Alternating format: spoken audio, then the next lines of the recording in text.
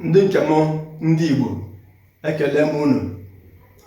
Onye unu na-anụ onye ugbu a ka a na-akpọ Maazị Ernest Oyio Ụzọ. Eji m okwu Igbo were bịakwute unu maka na ị na-achọpụta ọtụtụ okwu ewere n'ime ala Igbo na-alazi ala, maka na okwu Igbo ekwesịghị ka ejiri bekee wee na-asụ ya wee na-emezu ya, mana okwu Igbo zuru ezu, o zuru oke dịka otu Chukwu si wee kee ya wee ya ndị Igbo. Akwụkwọ anụwa ji n'aka ka a na-akpọ Igbo Translation to English, nkọwa asụsụ Igbo, ilu okwu na agụmagụ. Ihe eji wee kpaa ya aka n'okwu bekee bụ ka o nwee ike ịdọrọ ụmụaka anyị mfe ịmụta ọsịsọ. Akwụkwọ a m ji n'aka ọ na-enyere ụmụaka aka ịmata ihe a na-akpọ mistake n'asụsụ Igbo, ihe a na-akpọ doubt, ihe a na-akpọ seriousness, determination, ihe a na-akpọ acknowledgement, experience, ihe a na-akpọ ihe ndị a n'asụsụ Igbo. Akwụkwọ a ga-enyere ha aka ịma ihe ndị a.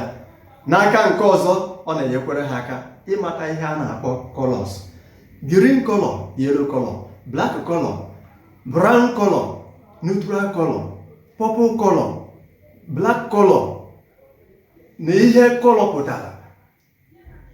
That is the meaning of colors. Akwụkwọ a na-enyere ha aka ịma ihe ndị a. Akwụkwọ a dị mkpa nke ukwuu. Ọ ga-anọ n'ọtụtụ ezinụlọ dị iche iche. Achọrọ m ọ bụrụ na ị wetabeghị akwụkwọ a, iwe ike ịgba mbọ hụ na ị wetara akwụkwọ a. Ụmụnne m, nkọwa asụsụ Igbo dị mkpa nke ukwuu. Bido tata gaba, anyị ga na-agba mbọ ịhụ na anyị na-akụziri ụmụaka anyị asụsụ Igbo.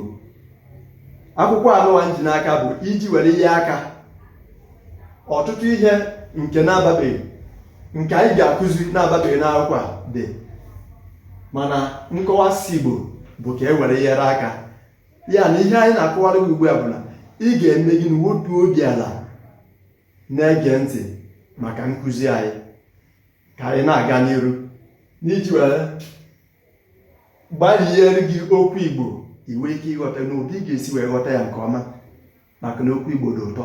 Ekele m unu, Igbo ndị ọma na-ege ntị.